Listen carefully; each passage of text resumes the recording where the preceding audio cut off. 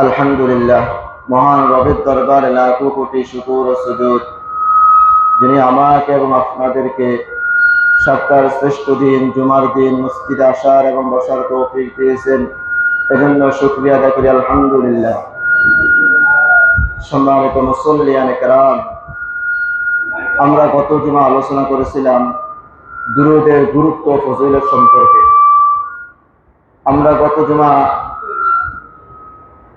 সম্মানিত মুসল্লিয়ানে কেরাম, আমরা গত জুমায় জেনেছিলাম যে দুরূদ পড়লে আমাদের কি কি উপকার হবে, কি কি ফায়দা হবে।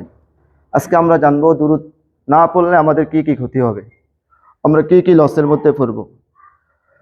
সম্মানিত মুসল্লিয়ানে কেরাম, হযরত আবু তালহা রাদিয়াল্লাহু তাআলা আনহু থেকে বর্ণিত, তিনি বলেন যে একদিন রাসূলুল্লাহ সাল্লাল্লাহু আলাইহি সাল্লামকে আমরা আনন্দ মনে দেখলাম। তিনি খুব খুশি ছিলেন, এমন দেখলাম তার চেহারা আনন্দ বেশি উঠলো। তখন আমরা সাহাবা কেরাম রাদিয়াল্লাহু তাআলা আনহুম জিজ্ঞেস করলাম যে হে আল্লাহর রাসূল, আজকে খুব আপনাকে আনন্দ মনে দেখা যাচ্ছে। তখন রাসূল কারীম সাল্লাল্লাহু আলাইহি সাল্লাম বললেন যে আমার কাছে ফেরেশতা আসছে, অর্থাৎ জিবরাইল আলাইহিস সালাম আসলো আর আমাকে বলল যে হে রাসূল, আপনি কি সন্তুষ্ট নন যে আল্লাহ তাআলা আপনার বান্দাদের, আপনার উম্মতের মধ্যে যারা একবার আপনার উপর দুরূদ পাঠ করবে, আল্লাহ তাআলা তার প্রতি 10 বার রহমত নাযিল করে। বলে সুবহানাল্লাহ। এরপরে একবার যে আপনার উপর একবার সালাম পেশ করবে, আল্লাহ তাআলা তার প্রতি 10টি শান্তি নাযিল করবে। বলেন সুবহানাল্লাহ। তখন রাসূল কারীম সাল্লাল্লাহু আলাইহি সাল্লাম বললেন, হ্যাঁ, আমি অবশ্যই সন্তুষ্ট। এবার আসুন, দুরূদ পাঠ না করলে আমাদের কি কি ক্ষতি হতে পারে। 1 নম্বর ক্ষতি, দুরূদ পাঠ করলে, যে দুরূদ পাঠ করে না সে সবচেয়ে কৃপণ, সবচেয়ে বখিল। যেমন হযরত আবু যর গিফারী রাদিয়াল্লাহু তাআলা আনহু থেকে বর্ণিত, তিনি বলেন খরাজতু যাতা ইয়াউমিন, একদিন আমি ঘর থেকে বের হয়ে ফাতাইতু রাসূলুল্লাহ সাল্লাল্লাহু আলাইহি ওয়াসাল্লাম, রাসূলুল্লাহ সাল্লাল্লাহু আলাইহি ওয়াসাল্লামের কাছে এলাম। রাসূলুল্লাহ সাল্লাল্লাহু আলাইহি ওয়াসাল্লামের কাছে আসলাম। তখন তিনি বললেন আলা আখবিরুকুম ফাইন্নী আবখালুন নাস, আমি কি তোমাদেরকে সবচেয়ে কৃপণ ব্যক্তি সম্পর্কে অবহিত করব না? ক্বালু বালা ইয়া রাসূলুল্লাহ। তখন সাহাবায়ে কেরাম আরজ করলেন, হ্যাঁ আল্লাহর রাসূল, আপনি বলুন কোন সবচেয়ে কৃপণ ব্যক্তি। তখন রাসূল কারীম সাল্লাল্লাহু আলাইহি ওয়াসাল্লাম বললেন, মান যুকিরতু ইনদাহু, যার সামনে আমার নাম উল্লেখ করা হয়, আমার নাম পড়া হয়, নাম উচ্চারিত করা হয়, ফালাম ইউসাল্লি আলাইহা, কিন্তু সে আমার উপর দুরূদ পাঠ করলো না, দুরূদ পড়ে না, ফাযালিকা বিখালুন নাস, সে সবচেয়ে কৃপণ ব্যক্তি, সে সবচেয়ে বড় কৃপণ। অর্থাৎ রাসূল কারীম সাল্লাল্লাহু আলাইহি সাল্লামের নাম উল্লেখ করা হলো, নাম শুনলেন, কিন্তু আপনি তার উপর দুরূদ পাঠ করলেন না। রাসূল বলতেছে সে সবচেয়ে বড় কৃপণ।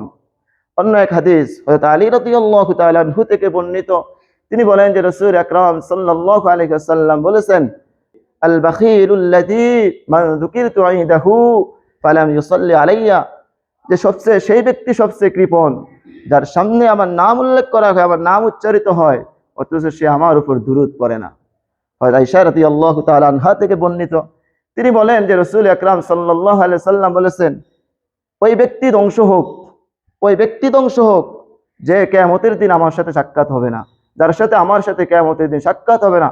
তখন আয়েশা রাদিয়াল্লাহু তাআলা আনহা জিজ্ঞাসা করলেন, ইয়া রাসূলুল্লাহ, কে সেই ব্যক্তি যার সাথে আপনার কিয়ামতের দিন সাক্ষাৎ হবে না? তখন রাসূলুল্লাহ সাল্লাল্লাহু আলাইহি সাল্লাম বললেন, কৃপণ।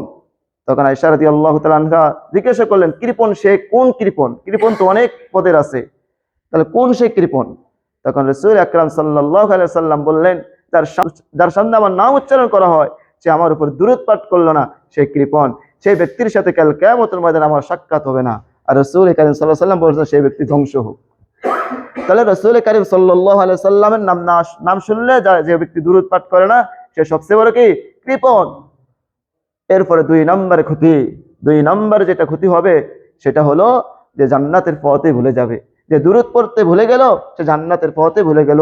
যেমন আন ইবনে আব্বাস রাদিয়াল্লাহু আনহু قال রাসূলুল্লাহ সাল্লাল্লাহু আলাইহি ওয়াসাল্লাম, হযরত ইবনে আব্বাস রাদিয়াল্লাহু তাআলা আনহু থেকে বর্ণিত, তিনি বলেন যে রাসূলুল্লাহ সাল্লাল্লাহু আলাইহি ওয়াসাল্লাম বলেছেন, মান নাসিয়া সালাতা আলাইয়া, যে ব্যক্তি আমার উপর দুরূদ পাঠ করতে ভুলে গেল, খতিয়া তরিকাল জান্নাতি, সে যেন জান্নাতের পথে ভুলে গেল, তাহলে 2 নম্বর ক্ষতি হলো যে ব্যক্তি রাসূল করিম সাল্লাল্লাহু আলাইহি সাল্লামের উপর দুরূদ পড়তে ভুলে গেল, সে জান্নাতের পথ ভুলে গেল। 3 নম্বর ক্ষতি হলো, আপনি যে দোয়া করতেছেন এই দোয়া কবুল হবে না। রাসূলুল্লাহ সাল্লাল্লাহু আলাইহি সাল্লামের উপর দুরূদ পাঠ ব্যতীত দোয়া কবুল হবে না। যেমন আন ইবনে ওমর খাত্তাব রাদিয়াল্লাহু আনহু قال رسول الله صلى الله عليه وسلم, ওমর ইবনে খাত্তাব রাদিয়াল্লাহু তাআলা আনহু থেকে বর্ণিত, তিনি বলেন যে রাসূলুল্লাহ সাল্লাল্লাহু আলাইহি ওয়াসাল্লাম ইরশাদ করেছেন, ইন্নাদ দুআ মাওকুফুন বাইনাস সামাই ওয়াল আরদ, নিশ্চয়ই সকল দোয়া আসমান এবং জমিনের মাঝে শূন্যে ঝুলে থাকে। নিশ্চয় সকল দোয়া, আমি আপনি যেসব দোয়া করতেছি এই দোয়া আসমান এবং জমিনের মাঝে শূন্যে ঝুলে থাকে। এরপরে রাসূল কারীম সাল্লাল্লাহু আলাইহি সাল্লাম বলতেছে কেন ঝুলে থাকে, লা ইউসআদু মিনহা শাইউন হাত্তা তুসাল্লি আলা নাবিয়িকা, যতক্ষণ না পর্যন্ত তোমার নবীর উপর দরুদ পাঠ করা হবে ততক্ষণ পর্যন্ত এই দোয়া তোমার উপরে উঠবে না, এই দোয়া উপরে উঠবে না। অর্থাৎ দোয়ার আগে কি পড়তে হবে, দুরুদ পড়তে হবে। আলোচ্য হাদিস দ্বারা এটা বোঝা যায় যে দোয়াকে দুরুদের উপর মওকুফ করা হয়েছে, অর্থাৎ দুরুদ ছাড়া দোয়া কবুল হবে না, দুরুদ ছাড়া দোয়া কবুল হবে না। এজন্য আল্লামা আবু সুলাইমান রাদিয়াল্লাহু রাহমাতুল্লাহ আলাইহি বলেন, যখন তুমি দোয়া করার ইচ্ছা করো তখন তুমি দুরুদ শরীফ পড়ো। দোয়ার পূর্বে কি করো, দুরুদ শরীফ পড়ো। কেননা তুমি যখন দোয়া করবে, দোয়ার পূর্বে যে দুরুদ পড়বে দুরুদ কবুল করবে, এবং পরের দুরুদ পড়লে সেই দুরুদও কবুল করবে। তাহলে আশা করা যায় যে আল্লাহ তাআলা দুই পাশের দুরুদ কবুল করবে, মাঝখানের অংশটুকু কবুল করবে। মাঝখানে যে দোয়া করলা এই দোয়াটা আল্লাহ তাআলা কবুল করবে। বলেন সুবহানাল্লাহ। আব্দুল্লাহ ইবনে আব্বাস রাদিয়াল্লাহু তাআলা আনহুমা থেকে বর্ণিত, তিনি বলেন যে যখন তোমরা দোয়া করবা, দোয়া করার পূর্বে তোমরা দোয়ার সময় অবশ্যই তোমরা দুরুদ পাঠ করো। কেননা দুরুদ কবুল হওয়ার ব্যাপারে কোনো সন্দেহ নাই, দুরুদ কবুল হওয়ার ব্যাপারে কোনো সন্দেহ নাই। আর আল্লাহ তাআলার ব্যাপারে এটা ধারণা করা নিতান্তই ভুল যে আল্লাহ তাআলা তোমার কিছু অংশ কবুল করেন আবার কিছু অংশ ছেড়ে দেন, কবুল করেন না, এরকম না। আল্লাহ তাআলা পুরো দোয়াই কবুল করেন। তবে তুমি যদি দোয়ার শুরুতে দুরুদ পড়তে পারো, দুরুদ পাঠ করতে পারো, তাহলে আল্লাহ তাআলা তোমার দোয়াকে কবুল করবে। বলেন সুবহানাল্লাহ। তাহলে 3 নম্বর ক্ষতি গেল যে দুরুদ ব্যতীত দোয়া কবুল হবে না। দুরুদ ব্যতীত কি হবে না, দোয়া কবুল হবে না। এরপরে 4 নম্বর ক্ষতি হলো যে আমরা যদি দুরুদ না পড়ি, রাসূল কারীম সাল্লাল্লাহু আলাইহি সাল্লাম আমাদের প্রতি অভিশাপ দিয়েছেন। কি দিয়েছেন? অভিশাপ দিয়েছেন।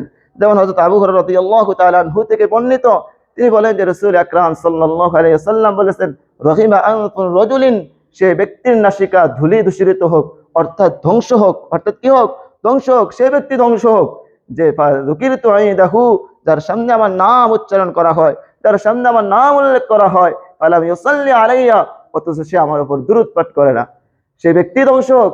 যার সামনে আমার নাম উল্লেখ করা হয়, আমার নাম শুনে সে, অথচ সে আমার উপর দুরূদ পাঠ করে না, সেই ব্যক্তি ধ্বংস হোক। তাহলে 4 নম্বর ক্ষতি গেল কি, যে ব্যক্তি রাসূল কারীম সাল্লাল্লাহু আলাইহি ওয়াসাল্লাম নাম শুনবে কিন্তু কি পড়বে না, দুরূদ পাঠ করবে না, তাহলে সেই ব্যক্তি ধ্বংস হোক। এইগুলো দুরূদের ক্ষতি। এবার আসুন কিতাবে কিছু ঘটনা, সত্য ঘটনা জানবো। রাসূল কারীম সাল্লাল্লাহু আলাইহি ওয়াসাল্লাম বলেছেন যে মুমিন ব্যক্তি কিয়ামতের ময়দানে তার আমলে ঘাটতি হবে। মুমিন ব্যক্তির কিয়ামতের ময়দানে আমলে ঘাটতি হবে। তখন রাসূল কারীম সাল্লাল্লাহু আলাইহি ওয়াসাল্লাম তার নেক আমলের পাল্লায়, তার আমলের পাল্লায় ছোট্ট একটি কাগজের টুকরা দিয়ে দিবে, ছোট্ট একটি কাগজের টুকরা দিয়ে দিবে। আর ওই কাগজের টুকরা দিয়ে দেওয়ার ফলে তার নেক আমলের পাল্লা ভারী হয়ে যাবে। বলেন সুবহানাল্লাহ। তখন সে লোক বলবে, মুমিন ব্যক্তি বলবে, আমার বাবা মা আপনার উপর কোরবান হোক, আপনি আজকে এই বিপদের দিনে আপনি আমাকে সাহায্য করেছেন, আমি আপনার পরিচয়টা কি জানতে পারি, আমি আপনার পরিচয়টাকে জানতে পারি। তখন রাসূল কারীম সাল্লাল্লাহু আলাইহি সাল্লাম বলবেন যে হ্যাঁ, আমি তোমার রাসূল, কাগজের টুকরো হলো তোমার দুরূদের পুরস্কার, তুমি যে দুনিয়াতে দুরূদ পাঠ করেছো সেই দুরূদের পুরস্কার আজকে তোমাকে দিয়ে দিলাম। বলেন সুবহানাল্লাহ। প্রত্যেকটা মানুষই কাল কিয়ামতের ময়দানে ধরা খেয়ে যাবে। একটা নেকের জন্য জায়গায় জায়গায় দৌড়াবে, ভাইয়ের কাছে দৌড়াবে, ভাই ভাইকে চিনবে না, মার কাছে দৌড়াবে, মা সন্তানকে চিনবে না, ছেলের কাছে দৌড়াবে, ছেলে বাবাকে চিনবে না, বাবার কাছে দৌড়াবে, বাবা ছেলেকে চিনবে না, কেউ চিনবে না। বন্ধু বান্ধবের কাছে দৌড়াবে, সেও চিনবে না। সে তার ভাইয়ের কাছে, বন্ধুর কাছে দৌড়াবে, কিন্তু সে বন্ধু তাকে পরিচয় দিবে না, সে বন্ধু কি দিবে না, পরিচয় দিবে না। তার বাবাও তাকে পরিচয় দিবে না, তার বোনও তাকে পরিচয় দিবে না, তার মাও তাকে পরিচয় দিবে না। সেদিন আপনি যদি দুনিয়াতে দুরূদ পাঠ করেন, রাসূল কারীম সাল্লাল্লাহু আলাইহি সাল্লাম আপনাকে পরিচয় দিবে এবং আপনাকে জান্নাতে নেওয়ার দায়িত্ব রাসূল কারীম সাল্লাল্লাহু আলাইহি সাল্লাম দিবেন। এজন্য দুরূদ পাঠ করার প্রয়োজন আছে কিনা? এরপর আসুন একটি ঘটনা, যে দুরূদ সব সময় আপনার বিপদ, সকল বিপদ আপদ থেকে আপনাকে হেফাজত করবে, দুনিয়াতেও হেফাজত করবে, আখিরাতেও হেফাজত করবে। এটা তো বললাম আখিরাতের বিপদ থেকে আপনাকে হেফাজত করবে। যখন আপনি আখিরাতে আপনার নেক আমল কমে যাবে, আপনার নেক আমল ঘাটতি হবে, আপনি একটা নেকের জন্য জান্নাতে যেতে পারছেন না, জাহান্নামে যাবেন, তখন তো রাসূল সাল্লাল্লাহু আলাইহি ওয়াসাল্লাম আপনাকে ওই বিপদ থেকে উদ্ধার করবে। কিন্তু দুনিয়ারও কিছু বিপদ আপদ থেকে রাসূল দুরূদ পাঠ করার মাধ্যমে আল্লাহ আপনাকে উদ্ধার করবে। যেমন আব্দুল্লাহ ইবনে জাজুরি, আবু আব্দুল্লাহ জাজুরি রহমাতুল্লাহ আলাইহির একটি ঘটনা। তিনি অনেক বড় আল্লাহ ওয়ালা। তিনি তার জমানায় তিনি যখন এক সফরে গিয়েছিলেন, সফরে যাওয়ার পর এমন এক জায়গায় গেছিলেন যেখানে কোনো পানি নাই, নামাজের সময় হয়েছে, কিন্তু উজু করবে যেমন কোনো কি নাই, পানি নাই। তখন পানি খুঁজতে খুঁজতে একটা জায়গায় গিয়ে একটা কূপ পেয়েছেন, কিন্তু কূপের পানির এত নিচে, তাদের কাছে বালতি কিছু নাই, পানি উঠানোর মতো কোনো সামগ্রী নাই। তখন তিনি চিন্তা করে গেলেন যে পানি কিভাবে উঠাবেন। তখন একটা ছোট বাচ্চা, একটা মেয়ে বাচ্চা দেখলেন যে পাশে দুষ্টামি করতেছে বা ছাগল রাখতেছে। তখন ওই বাচ্চাটাকে ডাকলেন, বললেন যে মা, আমাদেরকে কি একটা বালতির ব্যবস্থা করে দেওয়া যাবে পানি উঠানোর জন্য? তখন বললেন, আপনি কে? তখন ওই লোক বলল যে আমি আবু আব্দুল্লাহ জাজুরি। তখন মেয়েটা হেসে দিল। তখন জিজ্ঞেস করলো, তুমি হাসলা কেন? বললো, আপনি আরব দেশের এত বড় একজন আল্লাহওয়ালা, অথচ আপনি এই পুকুর থেকে বালতি ছাড়া পানি উঠাতে পারেন না, অথচ আপনি কূপের থেকে বালতি ছাড়া পানি উঠাতে পারেন না, আপনি কেমন বড় আল্লাহওয়ালা হলেন? তখন মেয়েটি হেসে দিয়ে বললেন, ঠিক আছে, আমি পানি উঠিয়ে দিতেছি। তখন মেয়েটি কতক্ষণ চুপ করে থেকে কূপের ভিতরে একটু থুতু নিক্ষেপ করলেন। থুতু নিক্ষেপ করার সাথে সাথে পানি নিচ থেকে উপরের দিকে উঠে গেল। বলেন সুবহানাল্লাহ। তখন আবু আব্দুল্লাহ জাজুরির মনের মধ্যে সন্দেহ ঢুকলো, আমি এত বড় আল্লাহওয়ালা সত্য, আমি পারলাম না পানি বালতি ছাড়া পানি নিচ থেকে উপরে উঠাতে, কিন্তু এই মেয়ে কি পড়লো, কি পরে থুতু নিক্ষেপ করলো, তার কারণে পানি উপরের দিকে উঠে গেল। তখন মেয়েটিকে জিজ্ঞেস করলো, মা, তুমি কি পরে থুতু নিক্ষেপ করলা? বললো, আমি রাসূল কারীম সাল্লাল্লাহু, আমি সব সময় ছাগল রাখি, সব সময় আমি দুরূদ পাঠ করতে থাকি, আর সেই দুরূদ পাঠ করে আমি থুতু নিক্ষেপ করেছি, আর এই বিনিময় দুরূদের বিনিময়ে আল্লাহ তাআলা পানি উপরের দিকে উঠিয়ে দিয়েছে। বলেন সুবহানাল্লাহ। তাহলে বিপদ থেকে রক্ষা করে কে? আল্লাহ পাক রব্বুল আলামিন উদ্ধার করবেন। কে করবেন? এরপরে আরো একটি ঘটনা, হযরত আলী রাদিয়াল্লাহু তাআলা আনহুর ঘটনা। হযরত আলী রাদিয়াল্লাহু তাআলা মক্কা বাইতুল্লাহর পাশে দাঁড়িয়েছিলেন। এই সময় এক ভিক্ষুক এসে আবু জাহেলের কাছে ভিক্ষা চাইলো। কার কাছে? আবু জাহেলের কাছে ভিক্ষা চাইলো।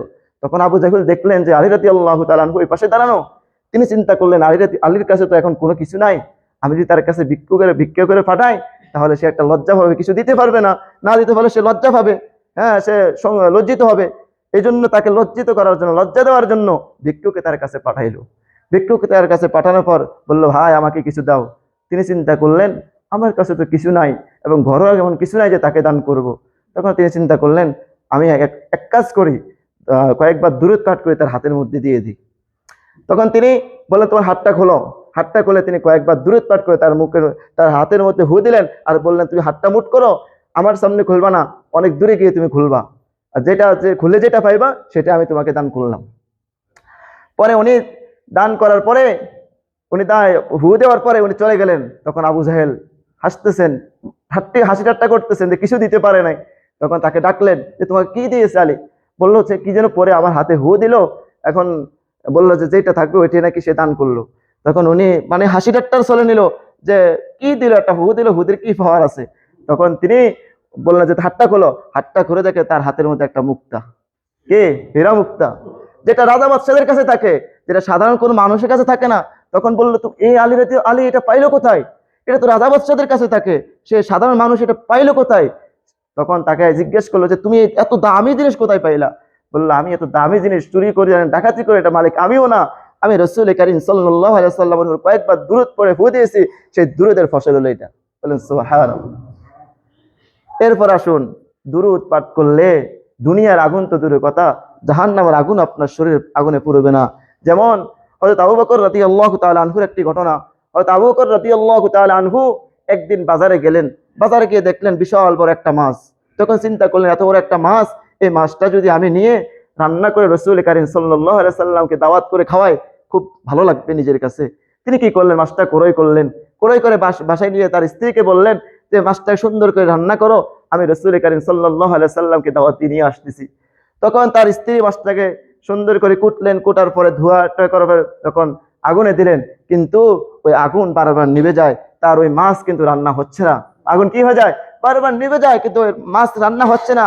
তখন তিনি বারবার চেষ্টা করার যখন ব্যর্থ হয়ে গেলেন, তখন আবু বকর রাদিয়াল্লাহু তাআলা আনহুকে ডাকি বলেন, আপনার মাছ তো রান্না হচ্ছে না। যখন মাছ আগুন চুলার উপরে দেয় তখন আগুন নিভে যায়, যতবার দিয়েছি ততবার আগুন নিভে গেছে, এখন কি করব? তখন তিনি এই ঘটনা রাসূল আকরাম সাল্লাল্লাহু আলাইহি সাল্লামের কাছে গেলেন। রাসূল সাল্লাল্লাহু কাছে বললেন, ইয়া রাসূলুল্লাহ, আমি একটা বাজার থেকে মাছ ক্রয় করলাম, মাছটা এনে যখন কুটে সুন্দর করে ধুয়ে রান্না করতে বসায় তখন চুলার আগুন নিভে যায়, চুলার আগুন জ্বলে না। তখন রাসূল কারীম সাল্লাল্লাহু আলাইহি সাল্লাম কিন্তু গায়ের জানে না, তাকে তো ওহীর মাধ্যমে জানিয়ে দেওয়া হয়েছে, তাকে জানিয়ে দেওয়া হয়েছে এই মাছ এক সমুদ্রে ছিল, আর ওই সমুদ্রে যে জেলে মাছ ধরেছে ওই জেলে সবসময় দুরূদ পাঠ করত, সেই দুরূদ পাঠ করার আওয়াজ শুনে এই মাছ তার নৌকার কাছে এসেভাবে ডিম ধরে রয়েছে যে আমি দুরূদ শুনবো, এই দুরূদ শুনতেছিল, তখন সহজে ওই জেলেওয়ালা মাছটা ধরতে পারছে। এই দুরূদ শোনার কারণে তাকে দুনিয়ার আগুনে জ্বালায় নেই, দুনিয়ার আগুনে তার গায়ে আগুন লাগায় নেই, আগুন পুড়ে নেয় তাকে, শুধু তার দুরূদ রাসূলুল্লাহ সাল্লাল্লাহু আলাইহি ওয়াসাল্লামের মনোযোগ দিয়ে দুরূদ শোনার কারণে একটা মাছের জন্য এই অবস্থা। আর আমি আপনি তো রাসূল কারীম সাল্লাল্লাহু আলাইহি ওয়াসাল্লামের উম্মত, রাসূল কারীম সাল্লাল্লাহু আলাইহি দরদের উম্মত।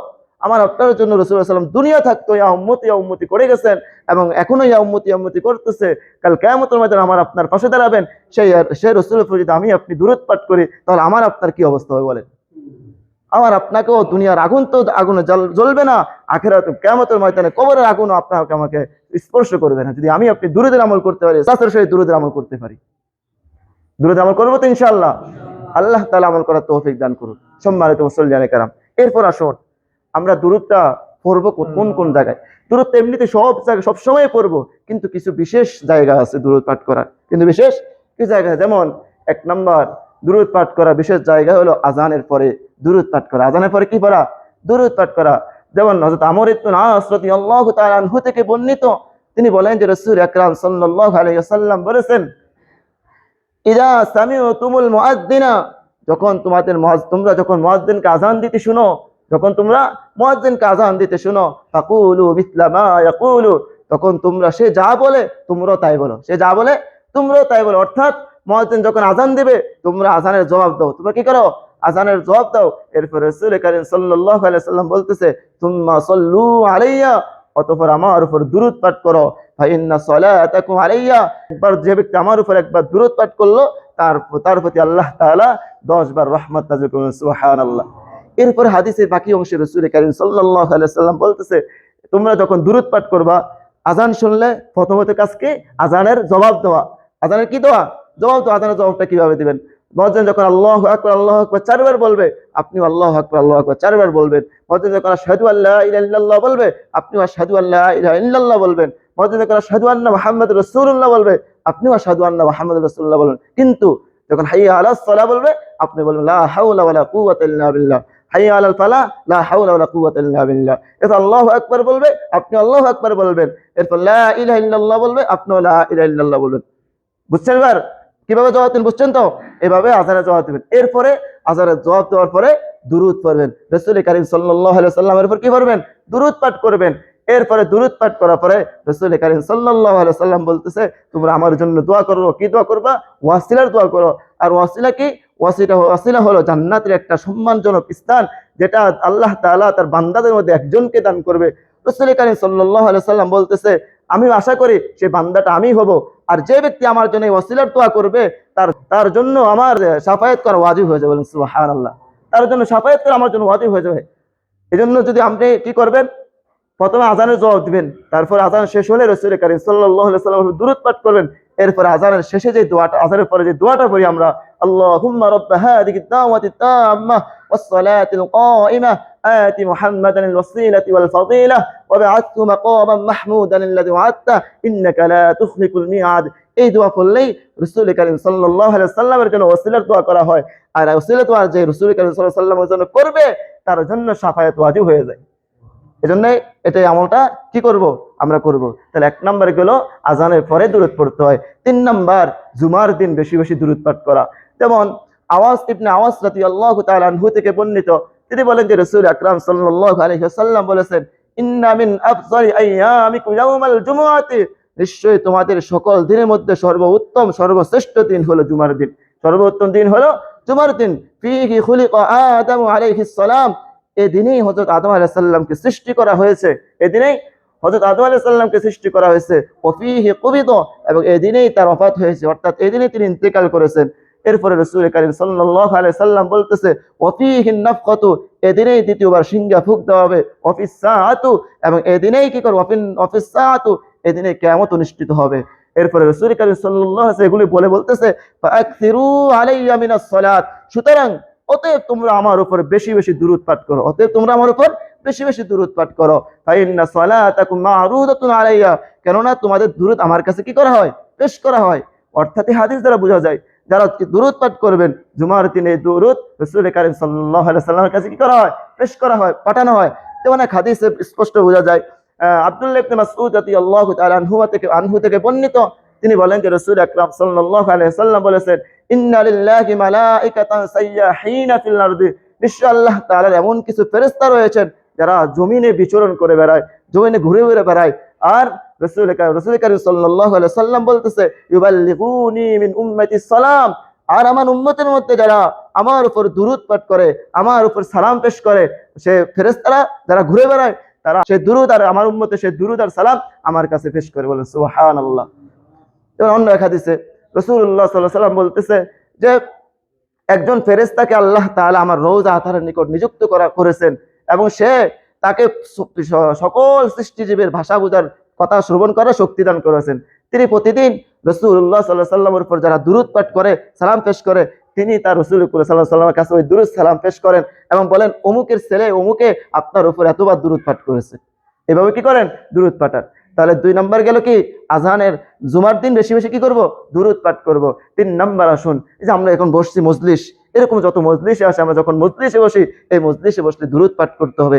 যেমন আন আবি হুরায়রা রাদিয়াল্লাহু আনহু قال قال رسول الله সাল্লাল্লাহু আলাইহি ওয়াসাল্লাম, হযরত আবু হুরায়রা রাদিয়াল্লাহু তাআলা আনহু থেকে বর্ণিত, তিনি বলেন যে রাসূল আকরাম সাল্লাল্লাহু আলাইহি ওয়াসাল্লাম বলেছেন মা জালাসা কওমুন মাজলিসান, যে সকল লোকেরা কোন মজলিসে বসলো, লোকেরা যখন মজলিসে বসলো, লাম ইউযকারিল্লাহ ফীহি, যে তারা আল্লাহ তাআলার প্রতি জিকির করলো না, তারা আল্লাহ তাআলা কি করলো না, জিকির করলো না। ওয়ালাম ইউসাল্লি আলাইয়া নাবিয়্যিহিম, এবং তাদের নবীর উপর দুরূদ পাঠ করলো না। এরপরে রাসূল কারীম সাল্লাল্লাহু আলাইহি ওয়াসাল্লাম বলতেছে ইল্লা কানা আলাইহিম তিরাতান, তারা বিপদগ্রস্ত এবং আশাহত হবে, তারা বিপদগ্রস্ত এবং আশাহত হবে। যারা কোনো মজলিসে বসলো, ওই মজলিসে আল্লাহ তাআলার জিকির করলো না এবং রাসূল কারীম সাল্লাল্লাহু আলাইহি ওয়াসাল্লামের উপর দুরূদ পাঠ করলো না, তারা কি হবে, ক্ষতিগ্রস্ত হবে এবং আশাহত হবে। হাদিসের পরের অংশে রাসূল কারীম সাল্লাল্লাহু আলাইহি ওয়াসাল্লাম বলতেছে ফাইন কানা ইউআযিবুহুম, আল্লাহ তাআলা চাইলে তাদেরকে শাস্তি দিবেন, ওয়া ইয়াগফির লাকুম, আল্লাহ তাআলা চাইলে তাকে মাফ করে দিতে পারেন।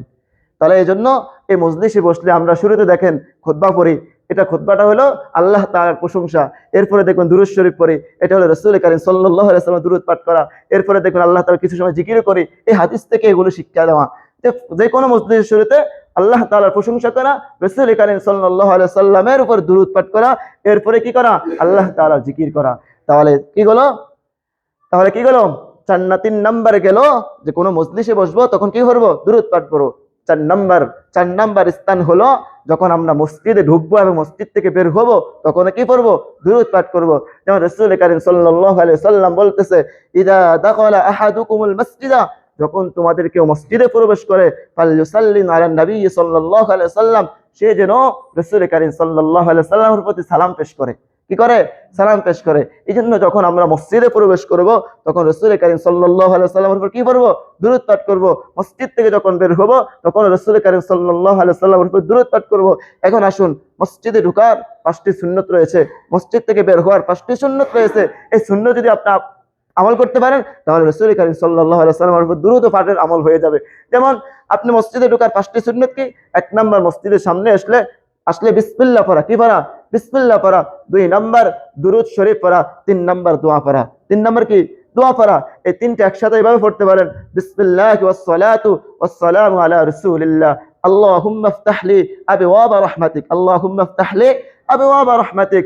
অর্থাৎ বিসমিল্লাহি এলো বিসমিল্লাহ, ওয়াস সালাতু ওয়াস সালামু আলা রাসূলিল্লাহ, এটা হলো দুরূদ। এরপর আল্লাহুম্মা ইফতাহ লি আবওয়াবা রাহমাতিক, এটা হলো দোয়া। এই 3টা একসাথে এভাবে পড়তে পারেন। এরপর আপনি ডান পায়ে মসজিদে প্রবেশ করবেন, এরপরে মনে মনে ইতিকাফের নিয়ত করবেন। ইতিকাফের নিয়ত করা মানে মসজিদে আমি আর কোনো কথা বলবো না, মসজিদে কি বলবো না, দুনিয়াবি আর কোনো কথা বলবো না। কিন্তু আমরা তো মসজিদে এসে কথা বলতে থাকি, দুনিয়াবি কথা বলতে থাকি, এগুলো বলবো না, যা লম্বা আলোচনা হয়ে যাচ্ছে। তারপরে মসজিদ থেকে যখন বের হবেন তখনও 5টি সুন্নত রয়েছে। তখনও প্রথমে বিসমিল্লাহ পড়া, তারপরে দোয়া পড়া, দুরূদ শরীফ পড়া, তারপর দোয়া পড়া।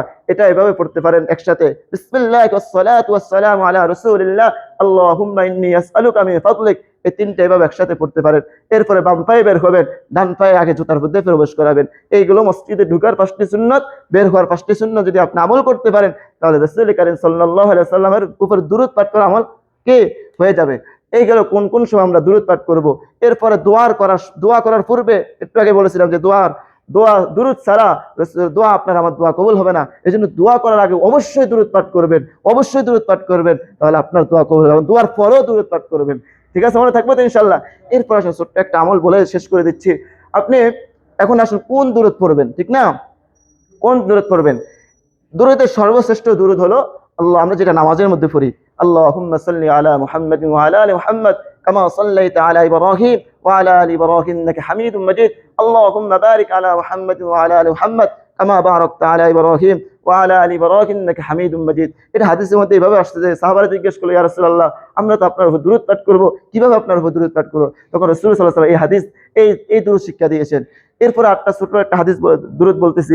এই দুরূদটা যদি কোনো ব্যক্তি পাঠ করে তাহলে ফেরেশতারা তার জন্য 1000 পর্যন্ত তার আমলনামায় সওয়াব লিখতে লিখতে ক্লান্ত হয়ে যাবে। সুবহানাল্লাহ। ছোট্ট একটা দুরূদ, সেটা হলো জাযাল্লাহু আন্না মুহাম্মাদান মা হুয়া আহলুহু, জাযাল্লাহু আন্না মুহাম্মাদান মা হুয়া আহলুহু। আপনি এভাবেও পড়তে পারেন, বা জাযাল্লাহু আন্না মুহাম্মাদান সাল্লাল্লাহু আলাইহি ওয়াসাল্লাম মা হুয়া আহলুহু, এভাবেও পড়তে পারেন।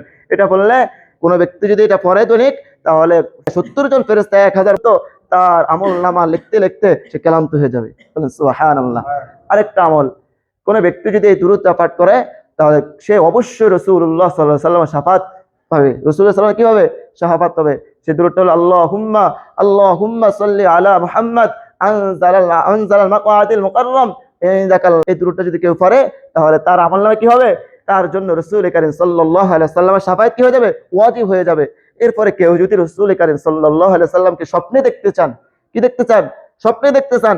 রাসূল কারীম সাল্লাল্লাহু আলাইহি ওয়াসাল্লামকে যদি কেউ স্বপ্নে দেখতে পারে, কেউ যদি জীবনে একবার স্বপ্নে দেখতে পারে, তার জন্য জান্নাত ওয়াজিব, জাহান্নাম হারাম। তার জন্য কি? জান্নাত ওয়াজিব, জাহান্নাম হারাম। এই আমলটা পরীক্ষিত আমল। রাত্রে উযু করে শুইবেন, শুয়ে ডান কাতে শুয়ে দোয়া পড়ে এই দুরূদ ইব্রাহিম পড়তে থাকবেন। পড়তে পড়তে ঘুমিয়ে যাবেন। একদিন, 2 দিন, একদিন না একদিন আপনি যদি নিয়মিত আমল করেন, একদিন না একদিন রাসূল কারীম সাল্লাল্লাহু আলাইহি ওয়াসাল্লাম আপনাকে স্বপ্নে দেখা দিবে। পারবেন তো ইনশাআল্লাহ?